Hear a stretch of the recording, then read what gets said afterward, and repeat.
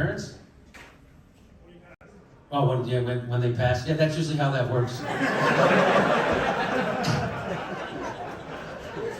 I inherited all my parents' money. Oh, when they died. No, that's fucking... I just took it. How did they make their money, Dalen? Selling pumps. Whoa, it's none of my business.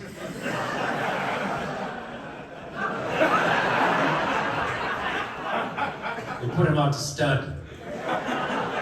What kind of pumps?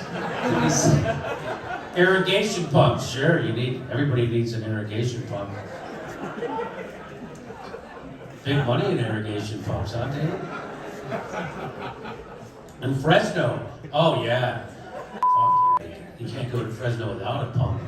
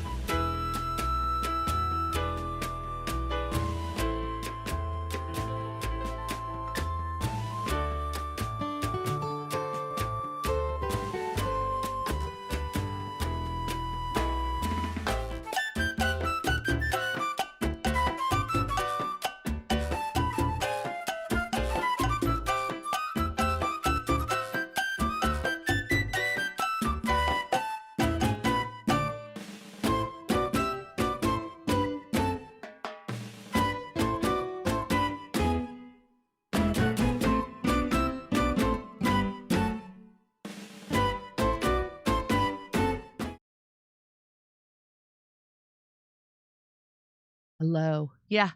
Merry Christmas. I heard somebody had a problem with my poinsettia hat. Get a load. This one has a little gift on top. Beware of gifts. Okay, here we go, ladies and gentlemen. You're already here sending us some love. I love it. So let me do, Jimmy, you got somebody sent you an email about your Vidham Park t-shirt. Wanted to know where you got it. Where can I get mine? I think he was it wasn't Monterey Park, Menlo Park. I wonder what his was. I'll have to look at that email ago. He wanted to know that Vidham Park t-shirt. That actually was a gift from Steve Bullock. All right, friend of Jimmy's, and he came to the show, I think, last year. And two years in a row, he came to the show, and he brought us those T-shirts. So I wanted to let you know that. Okay, let's get to this. Michael said the other day, Nazi Trump. I didn't get to read that one. My cannoli got bigger under Trump's administration. Cadmu, or is it Cadmus? Thank you for that one. It's like one of those old 3D posters when you can't zone out. You can see something interesting. I can't see it. Can you? Oh, I know. There's one of those right now. They go, can you see the word? And I can't. All I can see is a face. You know which one I'm talking about? All right, here we go. That was from Zen Volodko. Yesterday, something happened to a poinsettia. Sorry to hear that. Hey, Jimmy and staff, would love you to have Piers Corbin, Jeremy Corbyn's brother, not Piers Morgan, on the show. He's been on the same page as you on everything: COVID, Ukraine, Palestine, and the WEF. Look at you, Josh. Nice recommendation. I will share it with the team. Why was Tom Artyom Alexandrovich allowed to return home after being arrested in the U.S. for child predation? Abdullah, why? Now I have to go look that up. If Tom Artyom Alexandrovich is allowed to walk free, it will set a dangerous precedent that encourages other predators to travel abroad to exploit children. Oh, Abdullah. So depressing. Sent email with Google search trends I found last night. If you type in major cities in America, followed by New Year's, they all got 100+ hits at almost the exact same time on December 15th in Israel. What the flip? Drive Politics. Sent an email with Google search trends and found last night, if you type in major cities in America, I followed by New Year's, they all got 100+ hits at almost the exact same time on December 15th in Israel. What do you make of that, Drive Politics? Diane, you're in. Thank you so much, Diane. Much appreciated. Robert Maxwell single-handedly turned the scientific peer review process into a privatized monopoly. Beyond the grave, he is connected with COVID-19. What? Savage Maxwell single-handedly turned the scientific peer review process into... I get you on that one. Thank you so much, Savage. You're always here with some facts, laying down some facts. The other day, somebody during the live chat, you sent me a criminal complaint, and it was dated the 17th of December, submitted to the Swiss Economic Crime Authority and Swedish War Crimes Unit, and it's discussing the Nobel Prize. And the person, let's see here, Maria Corina Machado has exploited the authority of the prize to provide them with a casus moralis for war, with the object of installing her by force in order to plunder $1.7 trillion in Venezuela oil and other resources. Thank you for this resource, and I will share it with the team.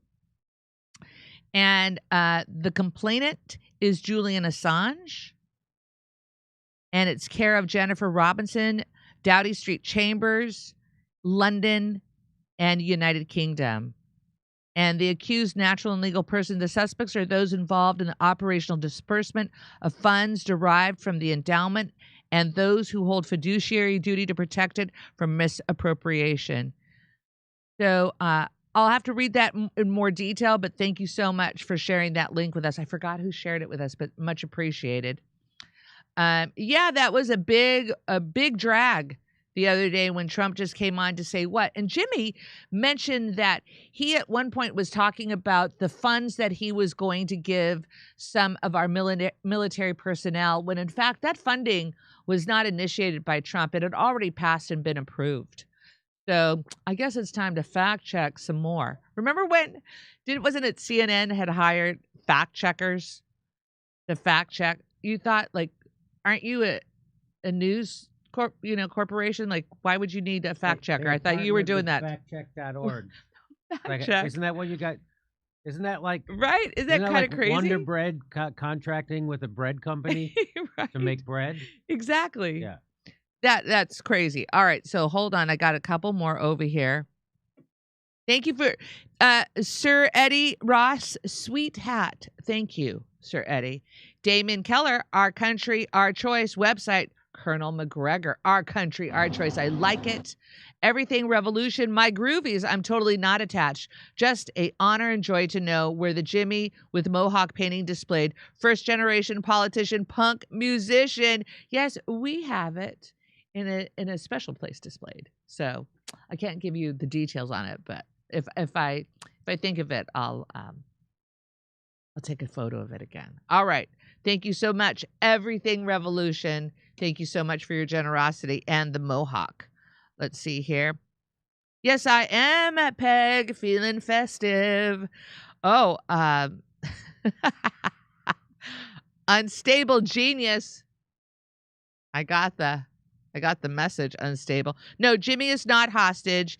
He's just Evelyn. He's just he's here in studio, just making sure he has the stuff that he wants to like power through today. Boy, Erica Kirk, she looked pretty fancy the other day at that event. Speaking. All right, so let me see where everybody is here. Okay, I have that. Oh, hold on. Yes, Robert Maxwell was the one who invented peer review to control what science comes out. Are you kidding me? He bought Macmillan Publishing. Oh. Macmillan Publishing, I think, do they do most of the textbooks throughout our country? One of the largest educational publishers, and his daughter is editor now. Wow, we are not flies. Thank you for that hot tip, insight. Much appreciated. Okay. Ready? Back to Jim. Hi, everybody. Welcome to today's show. I've been busy. Didn't even have enough time to take a shower today. That's how busy I've been. Had a great dinner last night with Nick Swartzen and Joe. What a fantastic dinner that was. So today is the day they're supposed to be releasing the Epstein files, because there was that Thomas Massie and Marjorie Taylor Greene got that pushed through, and Trump actually signed it, and today is the date. But spoiler alert, they're not going to be releasing that stuff today. Do you got something for me? Oh, okay. So Department of Justice released first phase of the Epstein files. That was from February 27th. You remember that? You remember that? That was from February 27th of this year. And there's the carnival barkers holding up empty folders. Ah. That's what that is. You know how I know there's nothing in those folders? Because Chuck Schumer is pushing to get them revealed. There you go. Okay. So here, PBS. This is from July. Epstein client list doesn't exist, Department of Justice says. Walking back theory Bondi promoted. So, and there's today's version of PBS, sharing the corporate news line without any question. And they were much more popular when they were just using puppets, PBS. But here we are. So here, Trump signed the bill to release the Department of Justice Epstein files. There it is. The legislation requires Attorney General Pam Bondi to release all the unclassified records related to Epstein within 30 days. And here's my tip. Invest in black markers. That's my tip. That's my tip. Hot tip of the day, stock tip. Invest in black magic markers. So, here's what let me just spoiler alert you. The Department of Justice won't release the full Epstein files. That's the headline. They're not going to do it. They're not going to do it. Deputy Attorney General Todd Blanche said the department would not be releasing the full Epstein files on Friday, as required under the new legislation. Instead, sending over a partial batch. Huh. Really? Really, a partial batch. Yeah, we just want to give a little bit out at a time so that we give the other celebrities and notables a chance to destroy all the records of everything. Who doesn't love a Woody Allen movie, except for maybe his victims? Blanche told Fox News the Justice Department would release several 100,000 documents on Friday, and then over the next couple of weeks, I expect several 100,000 more. Really? Huh. Blanche attributed the delay to the need to redact any names or identifying information about witnesses, but failing to turn over the full unclassified files could run afoul of the law, which gave the department 30 days to publicly share the documents.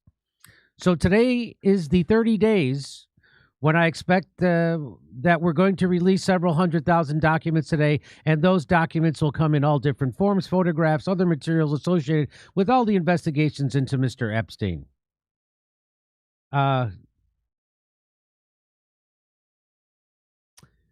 What we're doing is we are looking at every single piece of paper that we are going to produce, making sure that every victim, their names, their identity, their story, their extent, it needs to be protected. It's completely protected.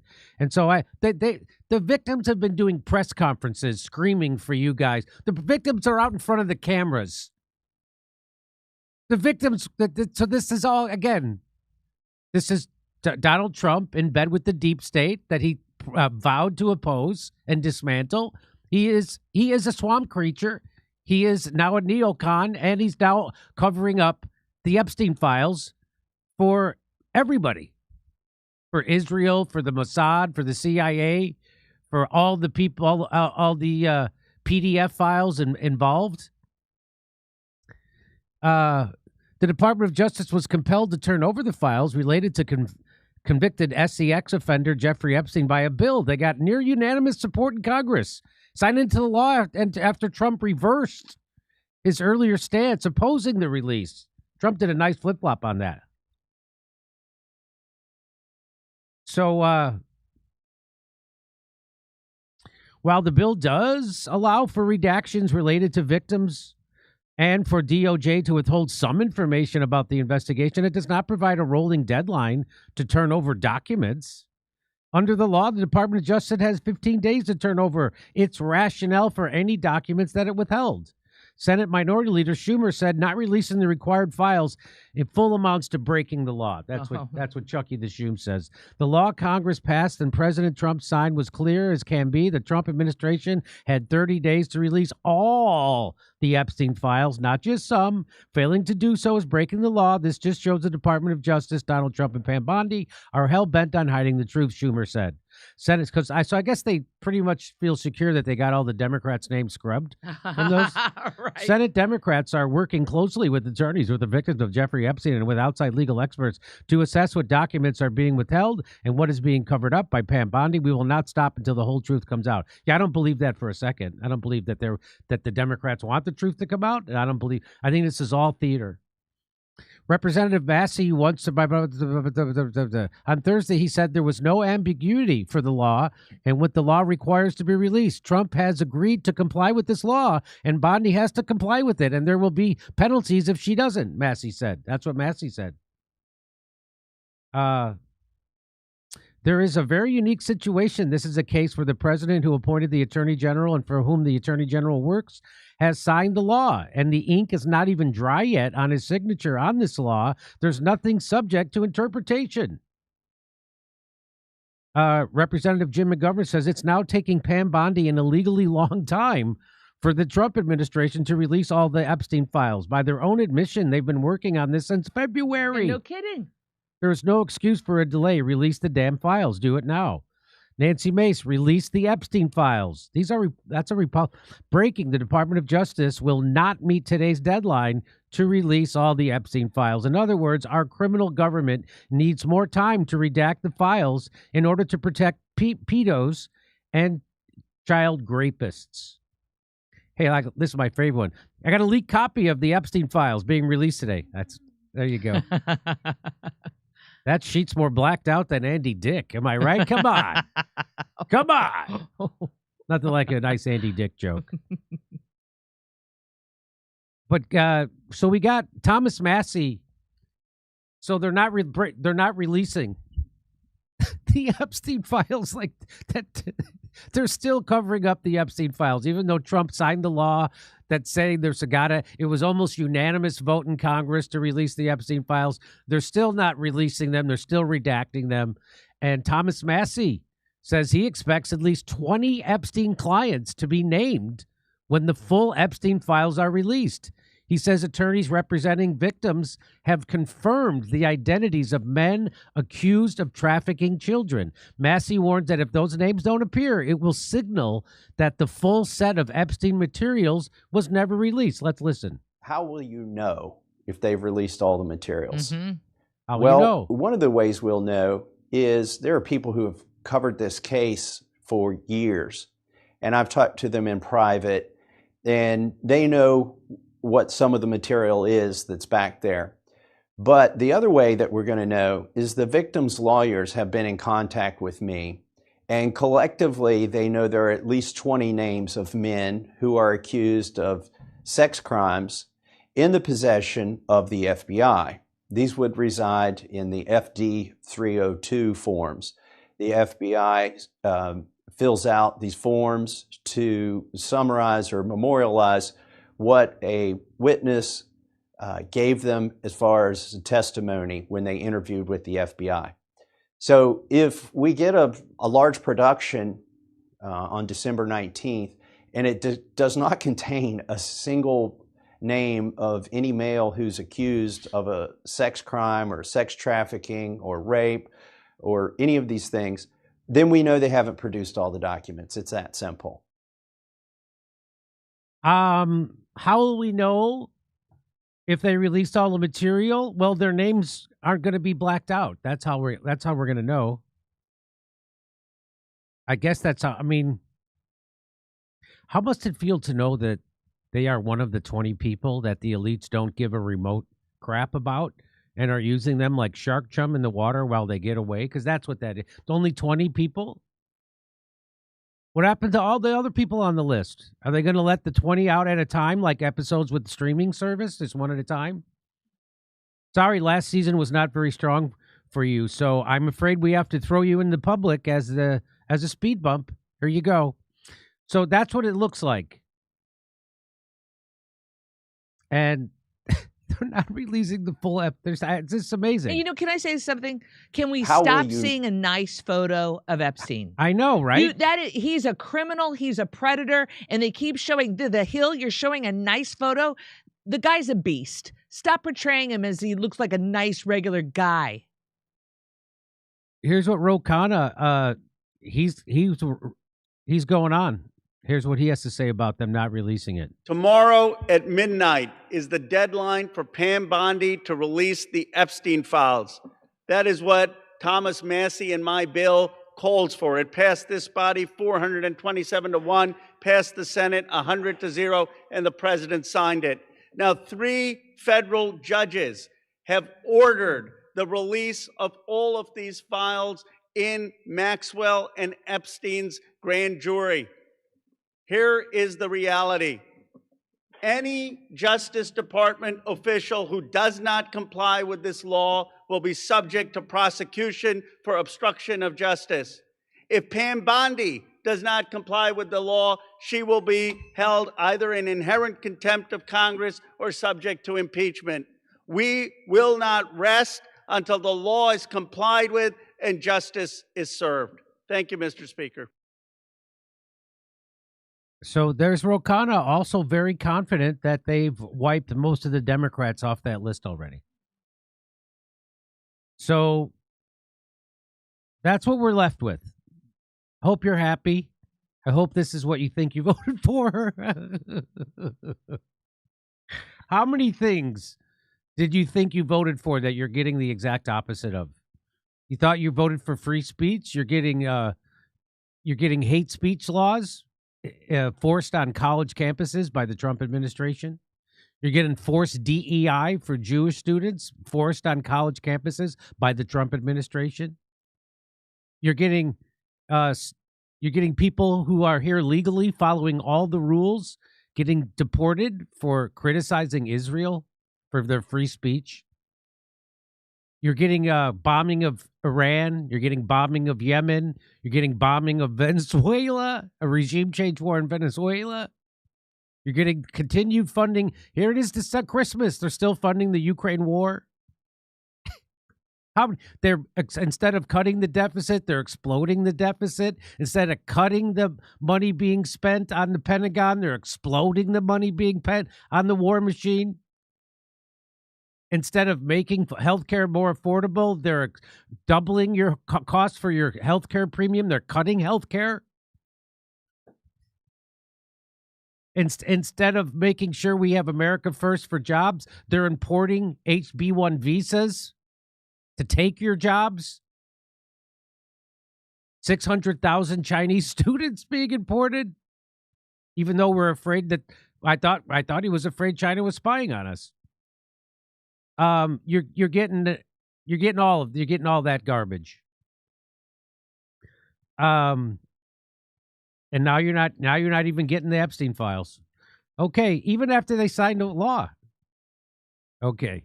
All right, let's take a break and we'll be right back. Hey, by the way, before we take a break, if you want to come see me tell jokes, the show in Los Angeles is sold out on January 30th. So come see me January 11th in Waikiki. If you can't make it to LA, go to Waikiki. I'll see you there. It's a Sunday, January 11th. Go to jimmydore.com for a link for tickets. We'll be right back after this break.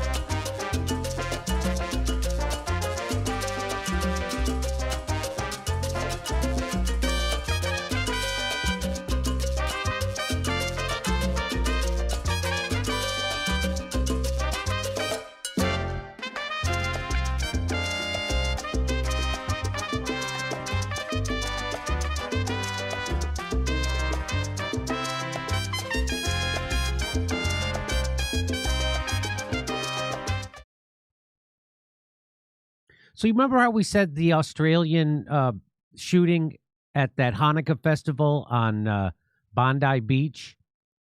They said it was done by an ISIS shooter, which I explained to you that ISIS is actually working with Al-Qaeda, working with Israel, working with the Mossad, working with the United States. They're all in bed together. Trump just welcomed the head Al-Qaeda guy in Syria to the White House. ISIS, when their fighters would get wounded in Syria, they'd get treated in Israel. So they're all working together. And so when that happened, I'm like, oh, this is a false flag. This has been sponsored by Israel. And what is it to do? It's to try to get people to crack down, meaning Western countries, to crack down on free speech because they've lost the narrative and they're scrambling. They're buying social media platforms because people are telling the truth about Israel. They bought TikTok. They bought 1/6 of the American media so they can try to get back control of the narrative about Israel and how people are turning on them.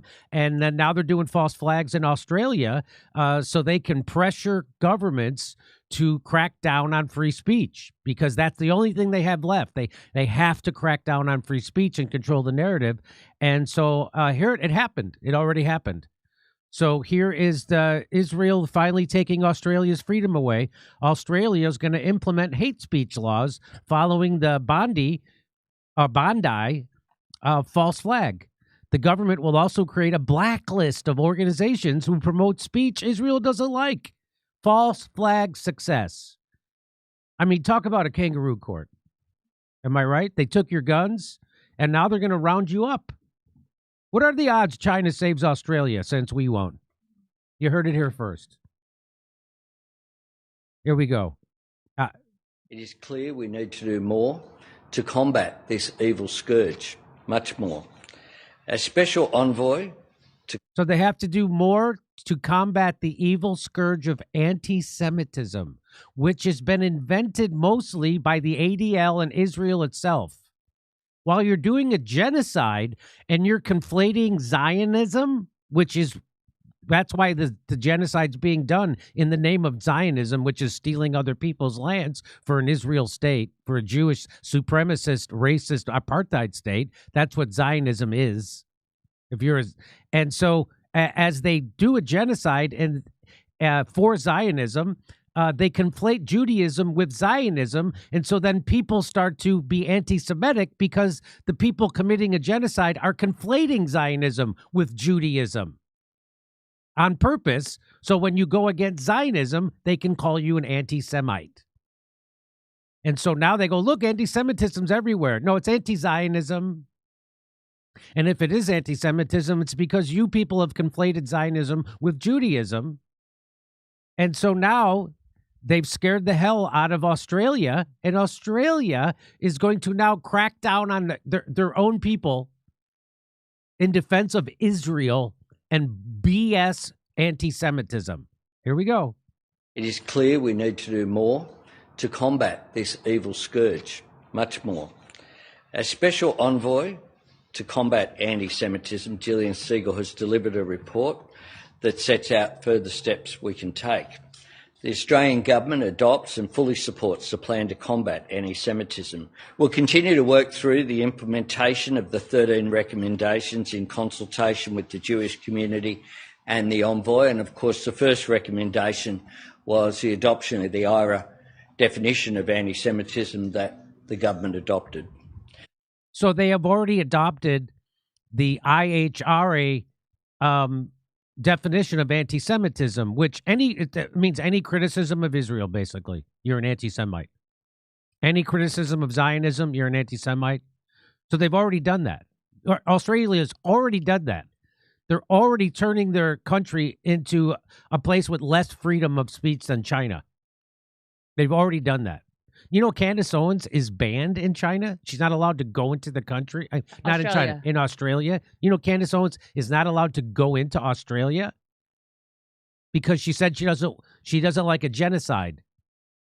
And then she got banned from Australia faster than you could say false flag in Australia. Today, I'm announcing a significant number of additional actions to build on the plan. Firstly, the Attorney-General and Minister for Home Affairs will develop a package of legislative reforms to crack down on those who spread hate, division and radicalisation. So now if all the government has to do is say, oh, your speech is spreading division. By the way, isn't that your right as a free person to advance ideas? Well, I don't understand this. But I guess I do understand it because they don't have a First Amendment in Australia like we do here. They don't have it in the UK. So consequently, they're putting people in prison for thought crimes. So what this guy is doing, what they're doing in Australia now is they're letting you know they're going to ramp up putting people in prison for thought crimes, because that's what this is. These are thought crimes. These aren't actual crimes. These are thought crimes, just like George Orwell warned us about. You're being punished, arrested, imprisoned for wrongthink. That's what George Orwell called it, wrongthink. And that's what he's saying. So these aren't actual crimes. These are just the government controlling your thoughts. The National Security Committee has agreed that changes will include the following 5 points. Agreed changes will include: 1, aggravated hate speech offence for preachers and leaders who promote violence. Secondly, increased penalties for hate speech promoting violence. Hate speech. Again, why am I not allowed to hate stuff? Hate speech is invented. It's made up. And who decides what's hate? Who decides what if I just have a criticism? That's hate. If I have a criticism of Benjamin Netanyahu, that's hate. What if I have a criticism of Israel? That's hate. What if I have a criticism of a genocide? That's hate. What if I have a criticism of Zionism in general? That's hate. What if I have a criticism of IDF soldiers targeting children and shooting them in the head? That's hate. Really? What if I say all Muslims are bad? That's okay. Oh, I didn't know. What if I say Palestinians are the people who are? How if I say Hamas are terrorists? How about I say Palestinians are terrorists? That's okay. What if I say Israel terrorists? That's hate. Thirdly, making hate an aggravating factor in sentencing crimes for online threats and harassment. Fourthly, developing a regime for listing organisations whose leaders engage in hate speech, promoting violence or racial hatred. So they're creating a list. They're checking it twice. Gonna find out who's on board with Israel. Nice. And fifthly, developing a narrow federal offence for serious vilification based on race and or advocating racial supremacy. That's what Zionism is. Zionism is advocating racial supremacy. The whole damn country of Israel is based on ethno-supremacy of Jewish people. They're the chosen people. That's the whole point. For Home Affairs will also have new powers to cancel or reject visas for those who spread hate and division in this country or would do so if they were allowed to come here. So that's what they got. They've already banned Candace Owens. So anybody telling the truth about Israel is going to be banned in Australia. How do you feel to be an occupied country in Australia? Occupied by murderous, genociding Zionists who don't give a crap about you and want to take away your freedom of speech and put you in jail. Gonski has agreed to lead a 12-month task force, which will include the envoy, to ensure the Australian education system prevents, tackles and properly responds to anti-Semitism. So they're going to indoctrinate your children. Into Zionism. That's what they're doing in Australia. So this is what happens. I guess that a lot of people would say that this is what happens when they take your guns. Then they take your freedom. Then they take your freedom of speech. Then they take away your ability to think for yourself. Then they make it a crime to have a thought that the government doesn't approve of. That's what people say. I was always against that position.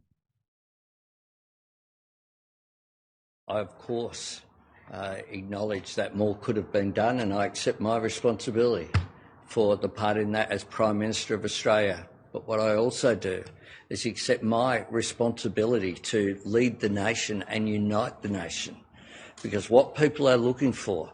How do you unite the nation around criminalizing their thoughts and taking away their freedom at the behest of another country, a country committing a genocide right now in 4K? How does that unite the country? How does that unite it turns out it doesn't. And of course, this guy's a charlatan. Of course, he's a charlatan. Of course, he's a charlatan leading Australia. Of course he is. They can't wait to take away. What is it about Australia? I mean, they just love taking your freedoms away. I mean, I was there. People were still psychologically damaged, going through trauma from the COVID lockdowns in Australia. At this time isn't more division. They are looking to come together. Yeah, you are dividing your own country. That's what you're doing, and you're pretending other people are doing it. So anybody who has a criticism of Israel, Zionism, a genocide, Benjamin Netanyahu, the slaughter of children, the false flags that they pull off constantly, anybody who has a problem with that is now a criminal. In Australia, your prime minister just told you. He just told you, you're a criminal. You have to think the way Benjamin Netanyahu wants you to think. And if you don't think the way Benjamin Netanyahu wants you to think, we're going to make you a criminal, put you in jail. Wow. Here's what Glenn Greenwald, he says, Israel demanded European Union countries adopt the IHRA definition of anti-Semitism in their criminal hate speech laws, and they obeyed. Australia did it yesterday. The U.S. can't do it directly due to the First Amendment, but Trump has forced on American universities. But Trump has forced it on American universities. He's done that. Some of the banned views. Here's some of the banned views. If you go by the IHRA, here's some of the banned views. Accusing Jewish citizens of being more loyal to Israel or to the alleged priorities of Jews worldwide than to the interests of their own nations. Well, Ben Shapiro certainly falls under that. So that's now anti-Semitic. If I say Congressman Randy Fine is more loyal to Israel than the United States, that's considered anti-Semitism. If I say Ben Shapiro is more loyal to Israel than the United States, that's considered anti-Semitism, even though obviously those people are. So telling the truth is now anti-Semitic. You know, there's a saying, you used to be anti-Semite if you hated Jews. Now you're an anti-Semite if Jews hate you. Denying the Jewish people their right to self-determination, for example, by claiming that the existence of the state of Israel is a racist endeavor. It is. So again, this is all just telling the truth. It's now anti-Semitism, and Australia is going along with it. And if you tell the truth, you're going to jail too. Applying double standards by requiring of it a behavior not expected or demanded of any other democratic nation. Using the symbols and images associated with classic anti-Semitism. For example, claims of Jews killing Jesus are blood libel to characterize Israel or Israelis. This is real. This is what Australia has just adopted. I think they actually adopted this in 21. Drawing comparisons of contemporary Israel policy to that of the Nazis. Well, of course, it's easy to do that. Of course, they have to make this stuff illegal because this reveals that Zionism and the Israeli project is one based in racism, based in land theft, based on slaughter and terrorism. So they have to make the telling of these truths illegal. Whoa. So of course there's many comparisons you could make of Israel's conduct right now with Nazi Germany. There's plenty. And Jews are making them. Norman Finkelstein. It's coming from Jew. You know how I know? Because Jews are doing it. Not Muslims, Jews. Holding Jews collectively responsible for actions of the state of Israel. So these are anti-Semitic acts are criminal. So congratulations to Australia. You fell for the false flag. Your government did. And now you're paying the price for it. Even more freedoms are taken away from you. And now you're going to be accused of thought crimes because of that false flag. It worked perfectly. Why do you think Israel does false flags? They know how to do them. They always have a purpose, and they'd always serve their purpose. Okay, over to Steph. All right, here we go, ladies and gentlemen. Everything's a scam. Everything's a lie. They ain't releasing the files, and people will let that shit fly. Anticus. Steph, is that a Christmas edition Michael Rappaport Teflon Jack-in-the-Box hat? Nice, FSO. Thanks for the show and standing for justice, Jimmy Dore and team. Esquivel, thank you. Liberty or death, it was just common sense. Our founders didn't fight for dominance or oppression. They fought so no foreign power, faction, or crown would rule Americans without consent. Noah. I did not give the Adelsons any consent. Did you? Oh, what was that one? That's from Danny. Hello, Danny boy. That 1776 money sounds like them troops are about to be sent to war. Yes, that guy, Matt. Here we go. Big gong coming. Where is it? Hold on, Jason. This is for you.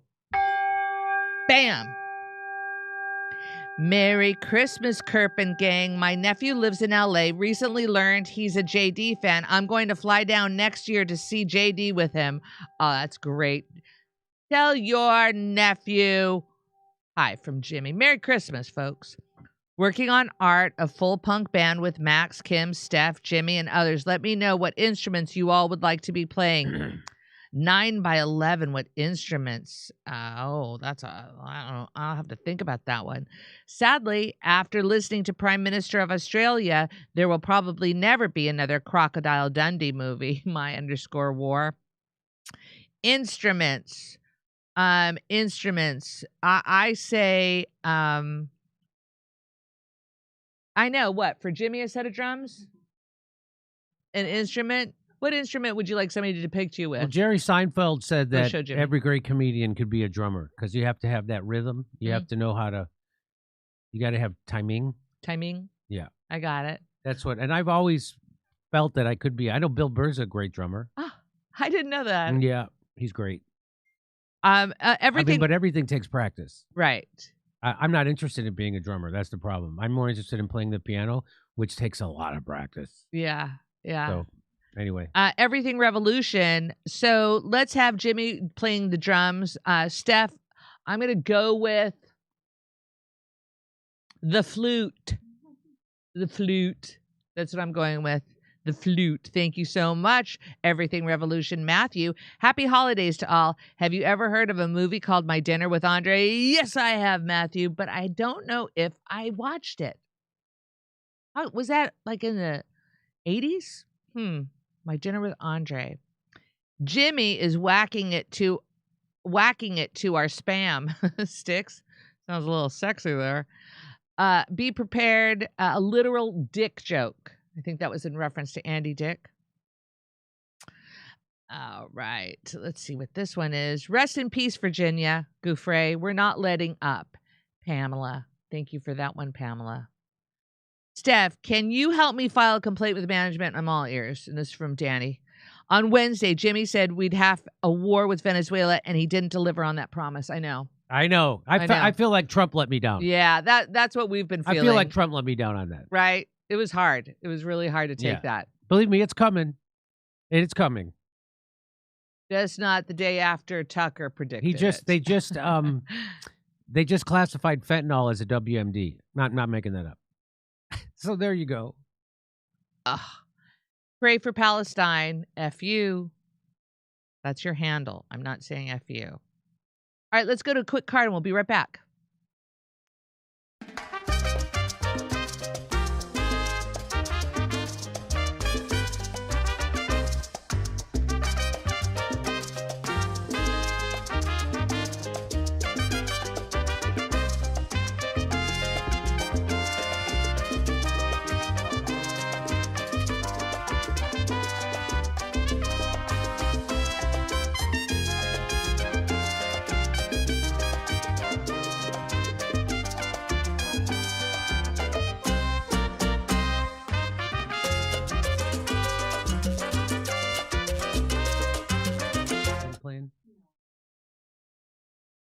So they're having their TPUSA, Charlie Kirk's organization, now headed by his wife, is having their big thing. It's called AmFest, I guess, and it's in Phoenix. I didn't get invited again. It hurts my feelings. I didn't get invited to Tucker Carlson's Christmas party. I get invited to this. It hurts my feelings. But anyway, here's how she came out. Now this, to me, nothing says grieving widow more than this. Here we go. A very, very special speaker, and she has had a heroic last year. So they had this video of Charlie Kirk introducing her. Now, Misha, you say it's creepy, right? Yes, it's creepy. So that's a lady saying it. I'm a fella. I also am going to say it's creepy, but watch this. And I believe she's the best mom in the world. She is my hero and the love of my life. Join me in welcoming Erica Kirk. So here's how she comes out. Look at this.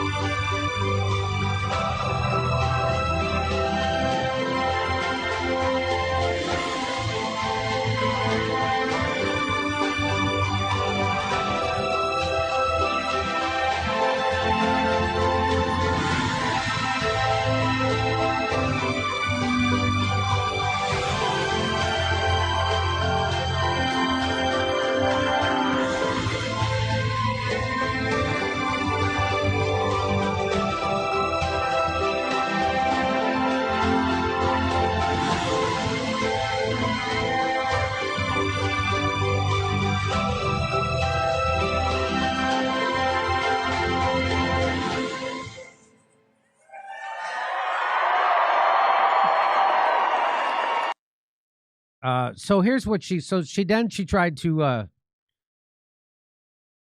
by the way, where did they meet, at a car show in Vegas? I mean, that's what that, it's like a pretty volcano, right? That's how I'm coming out for my next comedy special. Same outfit too. Same outfit. Cry about it. Cry about it. Yeah. But here's how you know that when Candace Owens caught on to the Egyptian planes following them around, and those same Egyptian planes flying in and out of Israel, that's what really, really panicked them. The first thing was when she told people to stop donating to TV USA, because it's always about the money. The second thing is when Candace Owens caught on to the Egyptian planes that were the Egyptian military planes that were following them around, and were there the day that Charlie Kirk got assassinated, and then they were going in and out of Israel. And so it's bothering them so much, she can't stop bringing it up. And here she goes. Here she brings it up. Have 40 breakout sessions, 178 sponsors, all 50 states represented. So what she's letting you know is that she's the CEO of a very, very powerful political organization. Very rich, very wealthy, very powerful, and ubiquitous in the country, powerful political organization. And we're not supposed to scrutinize them? Of course we are. Stop. Just stop. We have 25 countries represented plus Puerto Rico, but I have the list here. Don't worry, guys. Egypt is not on the list. Don't worry about that. So it's like everything. Everything she does is cringe. Everything she does to be clever turns out to be a catastrophic mistake. Like so many people in her social class, they don't know how to do the one thing that would save them, and that one thing is just be honest. They have no idea. Jimmy, you know, when I saw her speaking, the first thing that came to my mind was just stop. Just stop. Just stop. Can we have one thing without you wrecking it? Can we just have one Amfest? But, oh, how funny. I say Egypt and my iPad turns on. That's fun. Where were we? Okay. Well, we were busy denying the thing that Candace Owens found out and Tucker Carlson confirmed. We're busy denying that.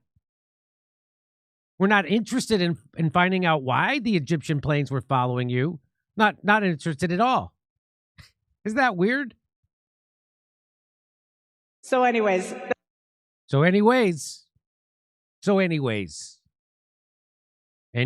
Oy vey.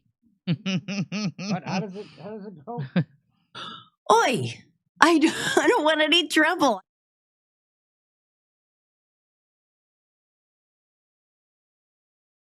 That's a great outfit. If there's anything that says grieving widow. I mean, Elton John is blushing at that. Come on. Liberace's like, that's a little much. That's your grieving widow. Okay, fantastical. Hey, if you'd like to hear my jokes about the sketchy TPUSA guys and everything surrounding Charlie Kirk, I could do an hour and a half comedy routine just about that. Come see me January 11th in Waikiki, Hawaii.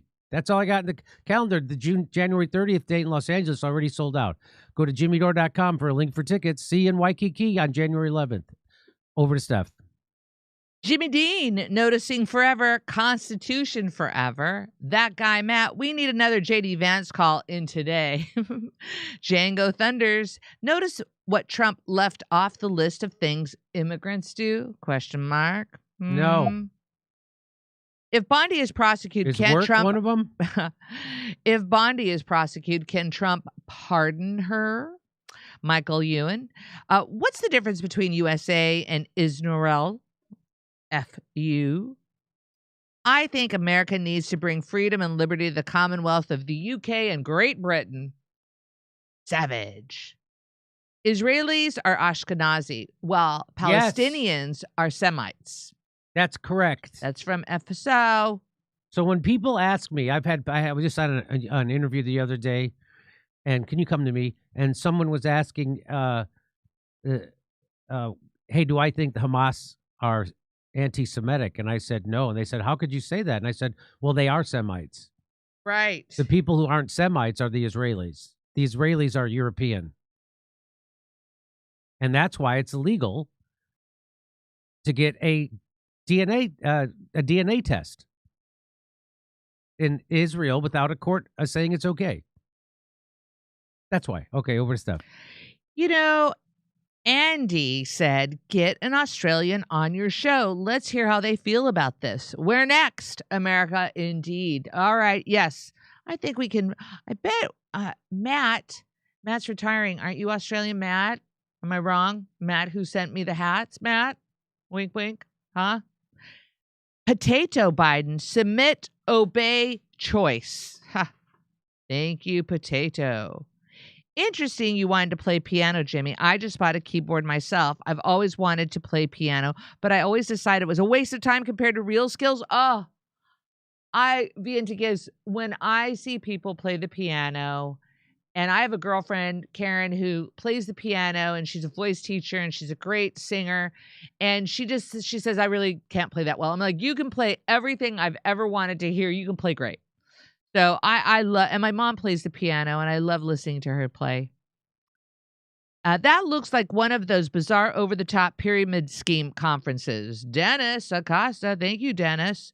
Such a brave woman. That guy, Matt. I got it so I could write songs for my books. If you want to learn it, it's just like when it's the best time to plant a tree. Just remember, failure is the price of admission in anything. Oh, the Anticus. She is as likable as, Hillary Clinton. Come on. Stop. Just stop. Just stop. And buy my book. That's from Pure Blood Stallion. And now, let's see here. Okay, come to me. Oh, back to Jim. So at AmFest, that's the big TPUSA, Charlie Kirk organization. They're having their big AmFest, America Fest. And Tucker Carlson and Ben Shapiro both invited to speak.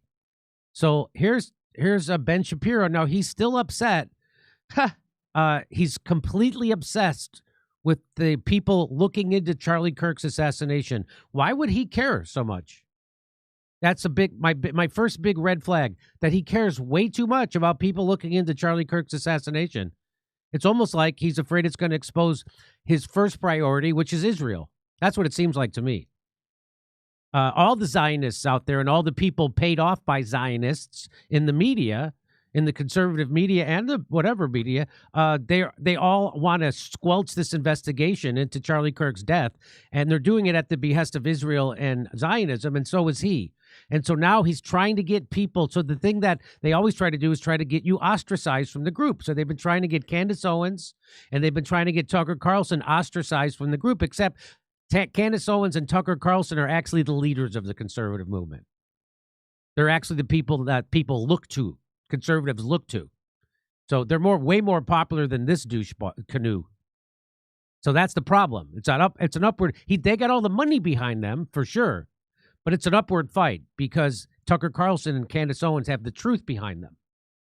So here he is still trying to get people like Megyn Kelly and everybody else to denounce Candace Owens and Tucker Carlson, and they won't do it. And so here's what he had to say at AmFest. But even if it were true that other public figures were our best friends, our very best friends, that does not relieve us of our duty to speak out of principle and not to cover up evil or shy away from addressing it out of friendship. So he's directly calling out Megyn Kelly there, saying that just because you're friends with Tucker Carlson or you're friends with Candace Owens doesn't relieve you of the responsibility to call them out. Okay. So no, Tucker Carlson, it is not an excuse to go silent on Candace's targeting of TPUSA.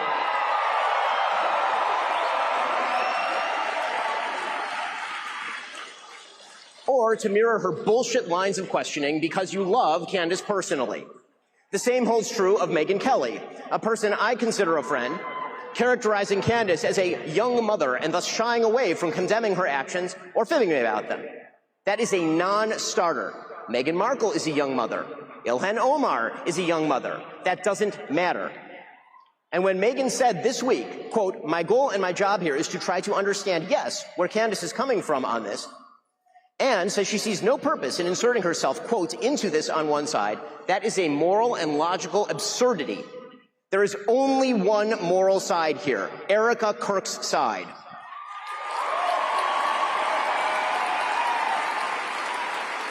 There's only one moral side here, Erica Kirk's side. And by that, he means her ass. I think he's just looking at her ass. Anyway, here we go. You know, the side of the widow with 2 children whose husband was shot live on camera in You know, the widow, the grieving widow, who we pushed out because people were catching on to the fact that there's a conspiracy around Charlie Kirk's assassination and that everybody at TPUSA and the FBI and the Trump administration are trying to cover it up. So, you know, the grieving widow with the kids that we pushed out into the media so she could take all the slings and arrows, and she was going to somehow get everybody to shut up because she's the grieving widow and we could all hide behind that. But she's not just a grieving widow. She's the CEO of a giant corporation worth hundreds of millions of dollars and one of the most powerful political organizations in the country. So it didn't work. Also, she's repulsive and people saw through her. So it didn't work. And he's still going back trying to say, you know, the grieving widow, we're not supposed to have, so we're not supposed to question the FBI because because Jackie Onassis was a grieving widow with kids, I wasn't supposed to question the FBI and J. Edgar Hoover and Alan Dulles. I'm not supposed to question them because there's because someone who got killed has family. What? That's his argument. Of all of us. Friendship with the person accusing TPUSA of a cover-up of Charlie's murder is no excuse for cowardice. So he called Megyn Kelly a coward, calling Tucker Carlson a coward. So Tucker Carlson spoke very soon after that. And here's Tucker Carlson's response. Now, you tell me which you like more. You tell me which resonates more with your spirit, with your soul, with your heart, and your sensibilities as an American. You tell me which resonates more. Someone trying to ostracize someone, asking legitimate, logical questions, and questioning the establishment narrative around an assassination, the FBI lies, or this guy. I just got here, and I feel like I missed the first part of the program. I hope I didn't miss anything meaningful. But I just want to say, I don't think I did. No, I'm just kidding. I watched it. I laughed. That kind of bitter, sardonic laugh that emerges from you when, like, Upside Down World arrives. When your dog starts doing your taxes and you're like, wait, it's not supposed to work this way. To hear calls for, like, deplatforming and denouncing people at a Charlie Kirk event, I'm like, what? This is hilarious. Yeah, this is hilarious. Actually, one of the clips I was listening to myself, thinking as I often do when I hear myself speak, which is never, because I never watch myself, but at these events they always play like the role of you. And I'm like, that guy is pompous. Woo! Sorry about that. We don't see ourselves clearly. But the prediction that, you know, at some point when Republicans took power again, which I did everything I could, to help, and really felt that was important. I still think, I was right. But I really thought that the impulse to deplatform people, or even to use the word platform as a verb, which it's not, it's a noun, don't steal my nouns, deplatform and denounce. Why haven't you denounced somebody else? The whole Red Guard cultural revolution thing that we so hated and feared on the left that we did everything we could to usher in a new time where you could have an actual debate. I mean, this kind of was the whole point of Charlie Kirk's public life. And I think that he died for it. I really believe that. And I know a lot about it because the last several months of Charlie's life were devoted in part to arguing about this event, in fact, this speech, in fact, my speech here, which he asked me to do earlier this year, this summer, and was immediately put under just immense pressure from people who give money to Turning Point, I would assume good people, but who wanted him to take me off the roster. And Ben Shapiro would be one of those people. So Ben Shapiro thinks this is a bad idea to platform Tucker Carlson, even though Charlie Kirk did, and Ben Shapiro hated Charlie Kirk. Just keep that in mind. And then they all lied about it and said that Charlie Kirk liked Ben Shapiro, and Candace had to reveal that they were all lying when she revealed the text messages. Okay. And this has all become public, and the whole thing is so sad that I never talk about it, except to say Charlie stood firm in his often stated and deeply held belief that people should be able to debate, and that if you have something valid to say, if you're telling the truth, you ought to be able to explain it calmly and in detail to people who don't agree with you, and that you shouldn't immediately resort to shut up racist. You shouldn't immediately go to motive. By the way, shut up racist is the number one reason I voted for Donald Trump. And because I'm just sick of it. I mean, first of all, if I was a racist, if I was a bigot, I would just say so. Okay, it's America. You're allowed to be whatever kind of person you want. I'm not. I'm sincerely opposed, have always been, and will always be. But the style of debate where you prevent the other side from talking or being heard because you immediately go to motive, well, I wonder why you're asking that question. I wonder why. Why are you asking that question? I detect in the question a certain evil in your soul. And everyone listening should know that listening to you implicates them. And that they someday may be asked to denounce you. And that friendship is not a reason to defend someone. Love is no defense. I kind of thought we'd reached the end of that. And as far as I'm concerned, we have. And I'm not going to play by those rules. I'm not going to engage in that. If someone doesn't like what I think, fine with me, as long as I get to express it. That's my view. So that's Tucker Carlson completely blowing Ben Shapiro's bullshit out of the water by relying on real values, by relying on real American values. That let's have the debate. They don't want to have the debate. Tucker Carlson's already asked people like Ben and people like Mark Levin, let's have the debate. They're not going to do that because they're going to be exposed for the frauds that they are. And they're Israel first. They don't want people like Candace Owens asking questions that might embarrass Israel or expose them. And that's why they had also turned on Charlie Kirk, by the way. Those same people that had turned on Charlie Kirk, the people that Ben Shapiro advocates for, Israel and their Jewish donors, Charlie Kirk had already turned on them. Charlie Kirk said the Jewish donors are playing into the worst stereotypes, and I will not be bullied by them, and I can no longer support Israel. That's what Charlie Kirk said. And here's Ben Shapiro, the phony supreme, the charlatan, wanting you to think the opposite. And by the way, so is Erica Kirk. Shabbat Shalom. So is she. They're turning TPUSA into a Zionist organization. They're turning it into a Christian Zionist organization. And Tucker Carlson's there to let you know, don't do that. And he's also there to let you know that people like Ben Shapiro are against your very values of free speech and honest debate. That's so. So Ben Shapiro's an authoritarian who tries to scare people, use fear-mongering, the threat of being ostracized, to try to get you to shut up, to try to silence you. That's what he's doing.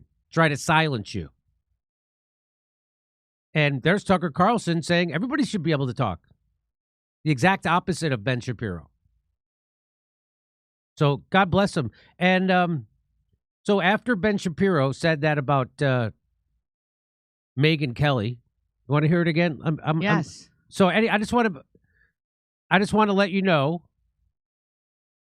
that Charlie wanted Tucker at TPUSA events like this, and he told him to go max, meaning don't bite your tongue on anything. Tell the truth. Tell the truth about my donors. Tell the truth about the Israel donors. Tell the truth about everything. Zionism. Tell the truth. Go max, he said.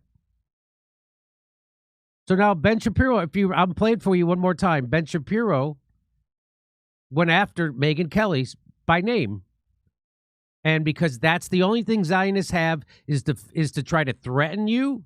They have lies, they have blackmail, and they have threatening. And so here's the part where he's going to threaten you with emotional blackmail of you being ostracized from the group. How? Megyn Kelly. Here we go. Let's listen. But even if it were true that other public figures were our best friends, our very best friends, that does not relieve us of our duty to speak out of principle and not to cover up evil or shy away from addressing it out of friendship. So no, Tucker Carlson, it is not an excuse to go silent on Candace's targeting of TPUSA. Or to mirror her bullshit lines of questioning because you love Candace personally.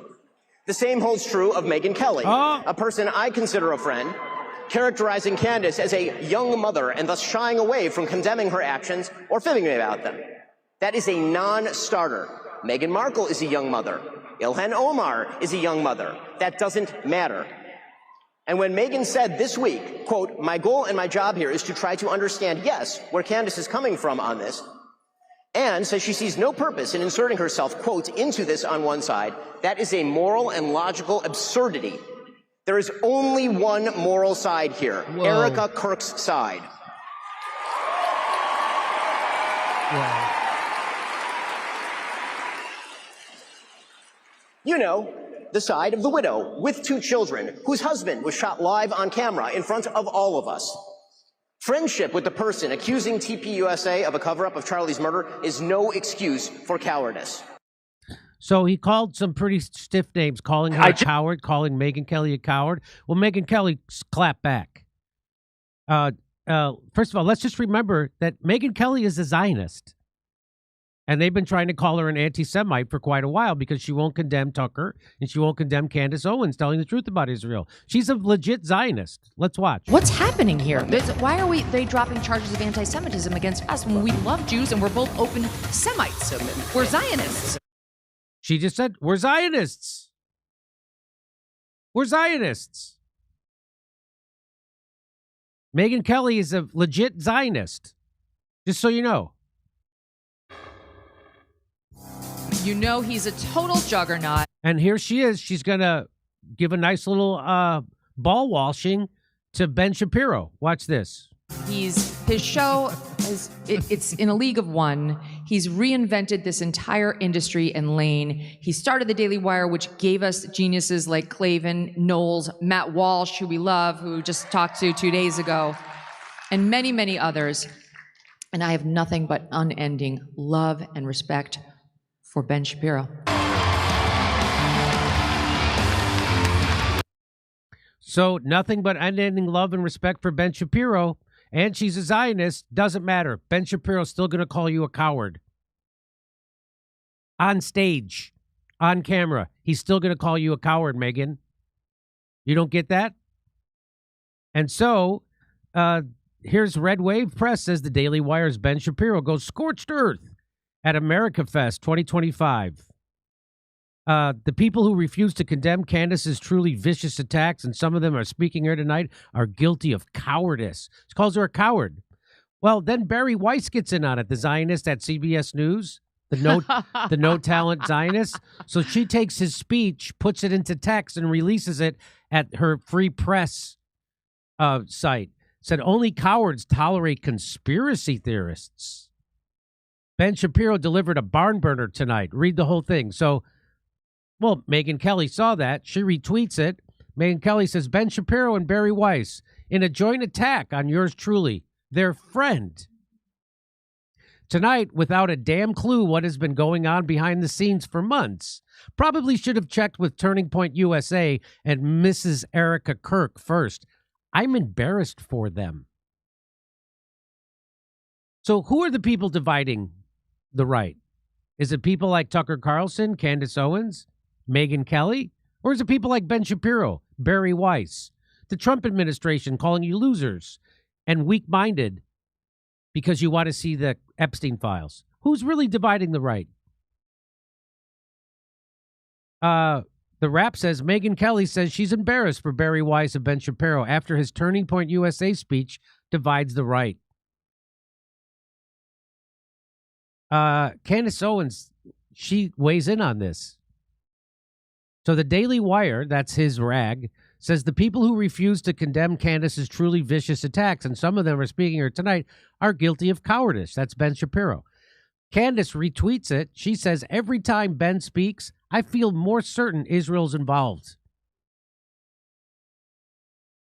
in the September 10th assassination. He's just too invested in Charlie's murder. He never liked Charlie, and he's now suddenly pretending he had a duty to defend Charlie's legacy.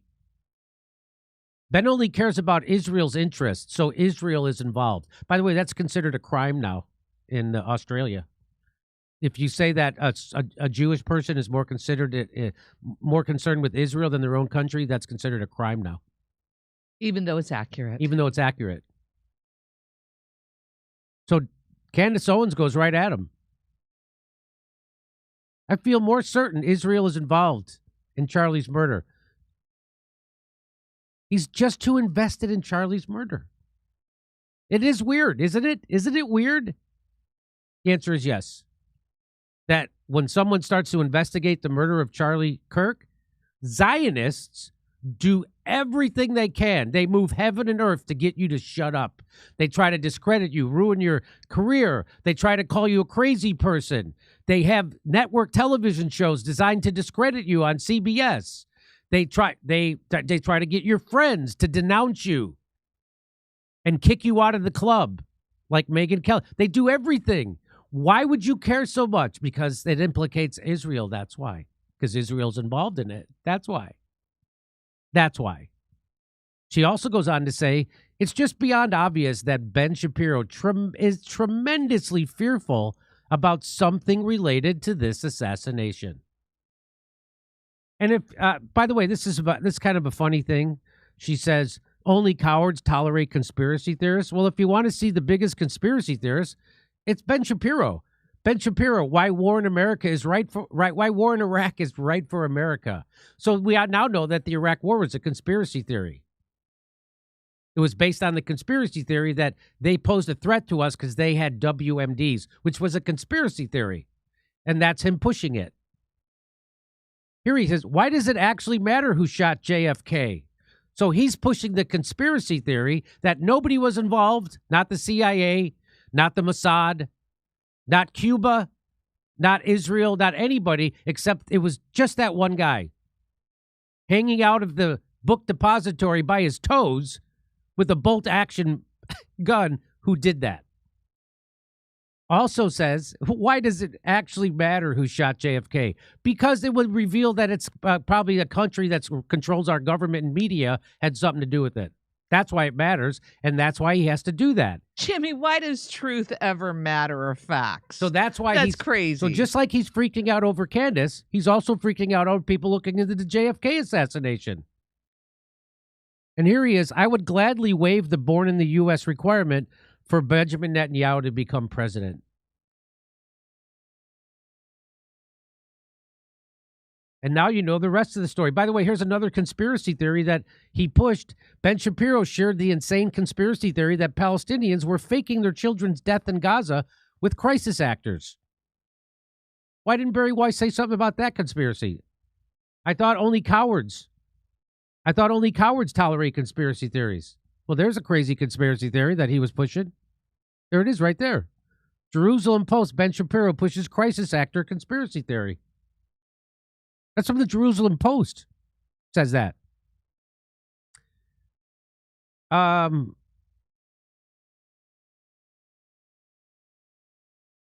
there it is. Good. I say good for Megyn Kelly. I say good for Candace Owens. Fantastic. Nice work.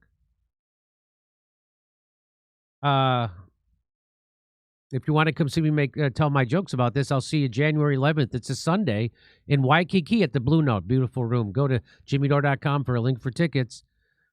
Over to Steph. Jimmy, you want to do one more story and then rumble? Okay, folks, we will do that. Here we go.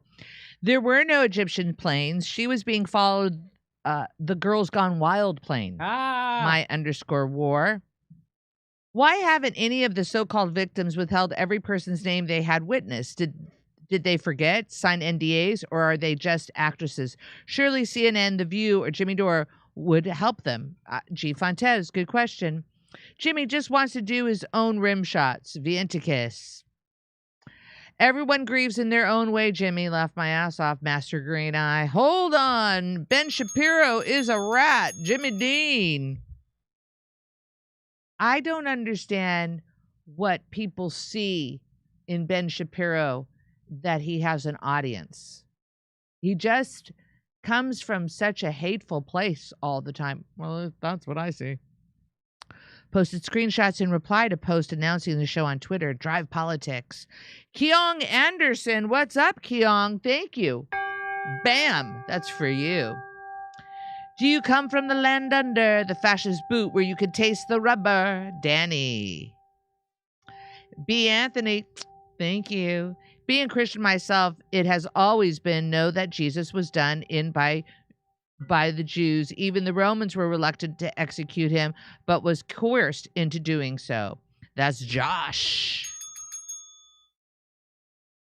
Notice Labour parties in Australia and UK are the most authoritarian governments that bow their knees to Zionist. Wasim. B. Anthony, thank you, B, again. Duly noted, what if you take the Z in Zionism and the Z in Zelensky and overlap them in a twist? Looks eerily close to a swastika. DAG, Doctors Against Genocide. Love and hate are part of one's soul, aka feelings. One cannot ban what one feels inside. Hate is part of freedom. Christ hated the money changers. Savage. Jimmy, you're a real one. Truth and sincerity are rare these days. Means a lot having men like you doing the work. Love you. Your unlikely #1 fan, the real potato guy. Jimmy, what kind of donuts do you get when you go to Dunkin'? That guy, Matt, he doesn't get donuts. That's been a real wedge in our relationship for years. He doesn't get donuts. But I will get pan dulce every so often with my mom in Pasadena. And I forced the pan dulce on Misha, and it's addictive. It's addictive. False flag on New Year's, then mass censorship in the name of stopping terrorism to start the new year. Everybody would be watching it live. Drive Politics. Scary. Never trust the Z3. USA, UK, Israel. F you. Also, there are Australian Jews online complaining why the Muslim hero on Bondi Beach got more money from GoFundMe than Jews did. Wasim. I think America needs to bring freedom and liberty back to the Commonwealth of UK, Great Britain. I read that one. All right. This is interesting. Wasim says, Jews in Australia make up only 100,000. Muslims is 800,000. Then you have the rest. How disturbing that they have more power in Australia. Wasim. Shapiro always sounds like an angry munchkin. Oi, I don't want any trouble. All right, back to Jimmy. Oi. So it turns out Erica Kirk has been caught in even more lies. Unbelievable. I'm shocked. So we got caught so here's more lies coming out of TPUSA. She's the CEO. And well, here's what she said about their dating life.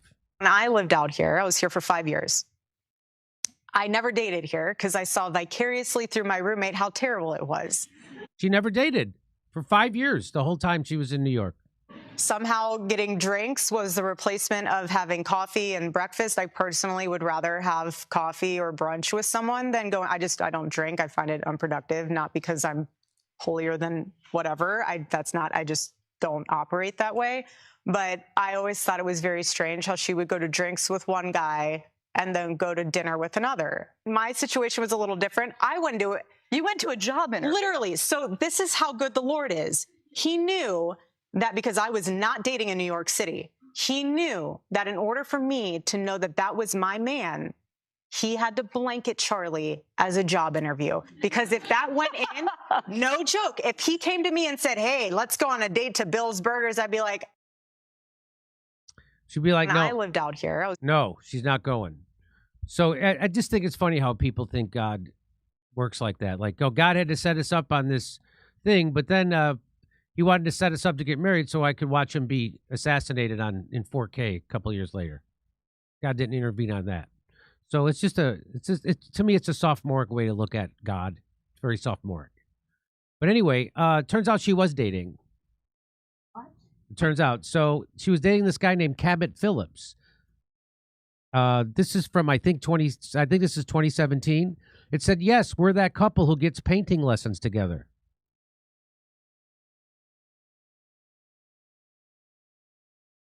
There they are. Turns out this guy's also was a buddy of Charlie's. And his father's got ties to the war machine. Here's her name was Erica France, by the way.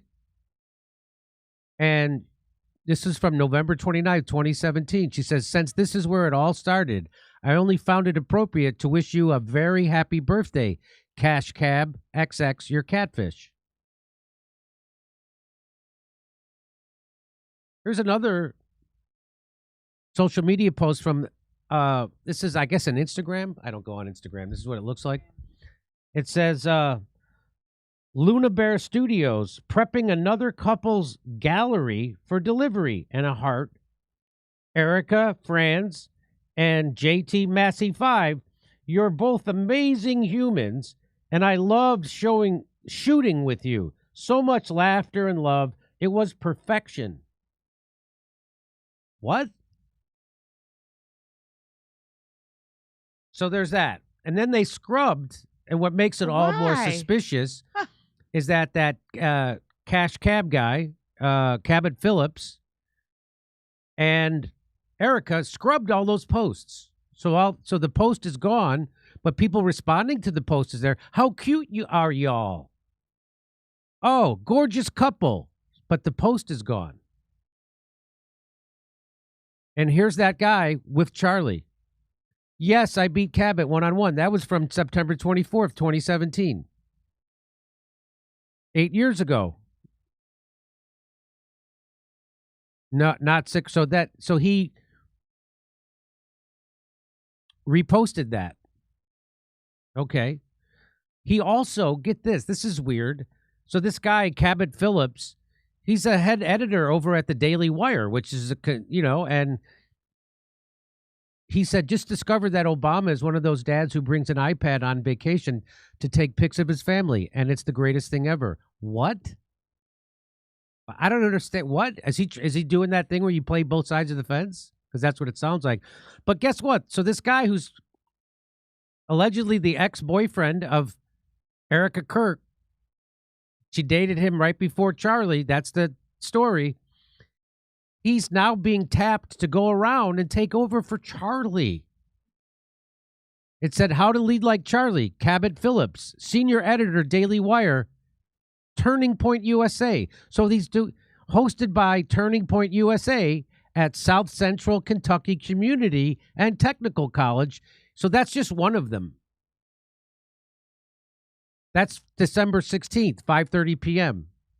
How to lead like Charlie. So isn't that weird? Yeah, I think it is weird. Yeah.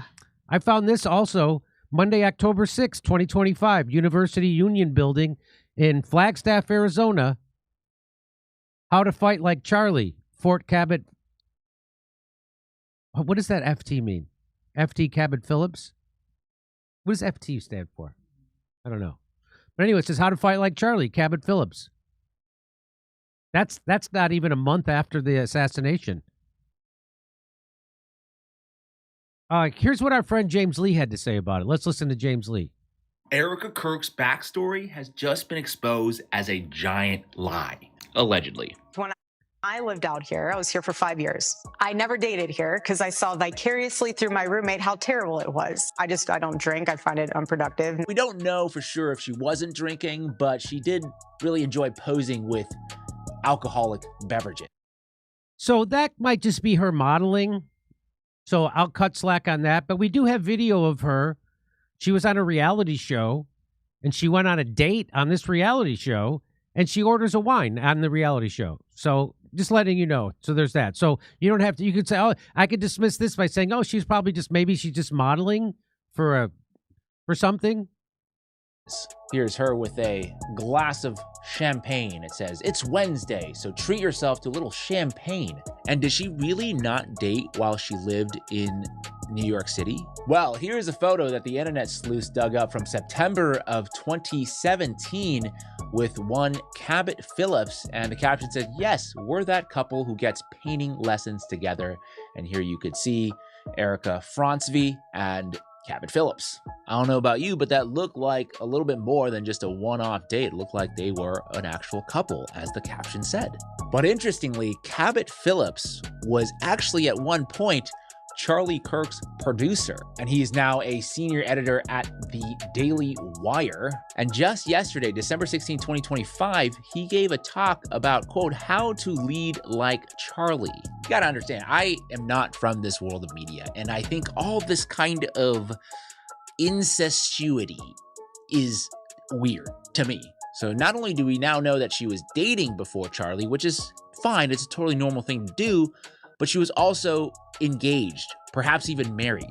Luna Bear Studios posted this on March 16, 2015, prepping another couple's gallery for delivery. Erica Francvi and JT Massey, you both are amazing humans and I love shooting you. So much laughter and love. It was perfection. This is what happens when your entire image is propped up by something that just is not true. If you are not this woman, don't pretend to be. But the bigger point is, why does Erica have to lie about this? Is it just for her to prop up this image that she is a conservative woman, quote unquote? Because you can't hide this kind of stuff. The internet is undefeated. Erica Kirk's backstory. So, hey, I said Shabbat Shalom, James Lee. I said Shabbat Shalom, James Lee. I said it with my Chucky eyes. I said it. You like that pic? So here's someone, who is this? Noxie? Noxie put together an even better video, and some of it's really hard to hear, but I'll tell you what it is. Ready? Is when I lived out here. I was here for 5 years. I never dated here because I saw vicariously through my roommate how terrible it was. So here she is on a date. So she went on a reality show, and here she is on a date. So he's saying, great about all of this, and I don't know. I just wanted to get to know you a little bit more. There she is. They're on a date. I don't know. I just wanted to get to know you a little bit more, and I don't even know how long you've been in New York. Gosh, New York. I moved here 4 years ago. Somehow So there she is. She's and she says getting drinks was a getting drinks was the replacement of having coffee and breakfast. I personally would rather have coffee or brunch with someone than. I think you're a bright light in a very dark place. So let's go grab a mojito. So there she is out partying. There he says, let's go grab a mojito. We'll go grab a drink. You coming in here just like owning it. I'm really attracted to it. Can I get your number? Yeah. Can I get your number? Yeah, I bet. They're real. You give like a mean backstrap. I don't drink. I find it unproductive. I don't drink. I find it unproductive. So there she is. There they are on their first date. They met in that nightclub. He got her number. Now they are on a first date. You guys want to have a drink or food maybe? And she says, I'll have a glass of your Chardonnay. So this is how good. I'll have what? It's on video. What are the chances we would have a video of her ordering a cocktail? I'm going to guess 100%. The Lord is. He knew that because I was not dating in New York City, he knew that in order for me to know that that was my man, he had to blanket Charlie as a job interview. Because if that went in, no joke, if he came to me and said, hey, let's go on a date to Bill's Burgers, I'd be like, I am so sorry. Thank you, but no, we're not doing. So it wasn't Bill's Burgers. It was someplace called Sugar Mama. Is that what it was called? I've honestly spent the majority of my life being one of the most sought-after bachelors. He spent most of his life being one of the most sought-after bachelors. That's what that guy just said? Yeah. Wow, good for him. He's got a real good sense of ego. 2 weeks later. And according to this video, 2 weeks later, she was hooked up with Charlie.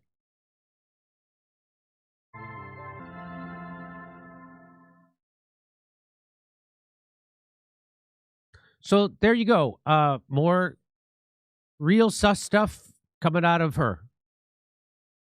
I didn't date for 5 years. Does anybody believe that? Does anybody believe that woman in the bikini showing up, she wasn't dating it? Does anybody believe someone who wants to go on a reality show wasn't dating? Does anybody believe that? Somebody's living in a young woman, a model, sexy model, who has no problem doing provocative photo shoots, which I have nothing against, by the way. I'm all for provocative photo shoots, but it seems to go against her brand. There you go. And there's even more. We have more coming up. We're going to jump over to Rumble, and I'm going to tell you about how Candace Owens got Erica Kirk to admit she was lying about the text message so Candace, about Charlie saying, they're going to kill me. Remember when she went on Glenn Beck and denied that? Well, guess what? Erica got her to admit it, that was not true. Okay, so that's coming up.